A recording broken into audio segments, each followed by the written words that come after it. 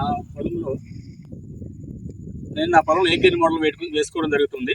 ప్రధాన పంటగా పత్తి తీసుకున్నాము. దానిలో 4 రకాల అంతర పంటలు వేయడం జరుగుతుంది. వాటిలో ఒకటి సజ్జ, రెండోది చెట్టు చిక్కుడు, మూడోది గోర్చిక్కుడు, నాలుగోది అలసందలు. ఇవి ఒక్కొక్క అడుగు దూరంలో ఈ 4 రకాలు వేసుకుంటాను. అదేవిధంగా పత్తి మొక్కకి 2 అడుగులు పెట్టుకుంటాను. మొక్కకి మధ్యలో ఒక పెసర మొక్క పెడతాను. మళ్ళా రెండో పత్తి మొక్క మధ్యలో బెండ పెట్టుకోవడం జరుగుతుంది. ఇలా ఏ గ్రేడ్ మోడల్ నేను పూర్తి చేసుకుంటాను. సాల్కి మధ్య 5 అడుగులు దూరం ఉంటుందండి. సో ఈ విధంగా ఈరోజు మనము ఈ గురవయ్య వెంగళాయపాలెం గ్రామంలో ఉన్నాము. మరి ఈరోజు ఇక్కడ వీళ్ళందరికీ కూడా గుంటూరు జిల్లాలో ఉన్నటువంటి ఈ గుంటూరు డివిజన్లో ఉన్నటువంటి ఐసీఆర్పీని కూడా ఈరోజు ఈ విత్తనం పత్తి మోడల్లో ఎలా వేయటాము అనే దానికి చూడటానికి కూడా వచ్చారు ఈరోజు.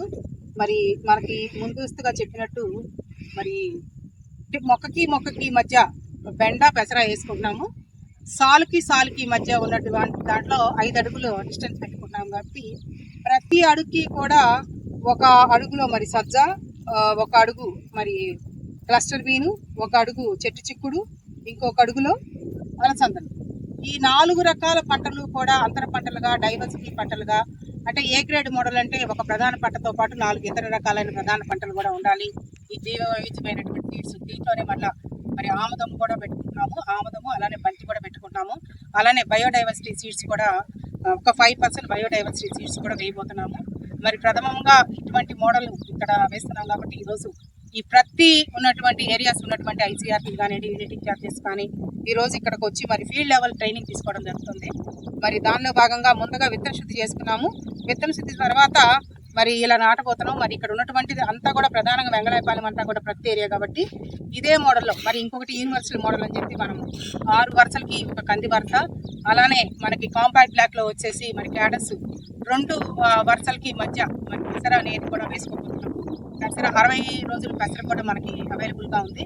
సో అలానే మిగతా వాటిలో కూడా మరి ఈ అలసందలు మరి పక్క మరి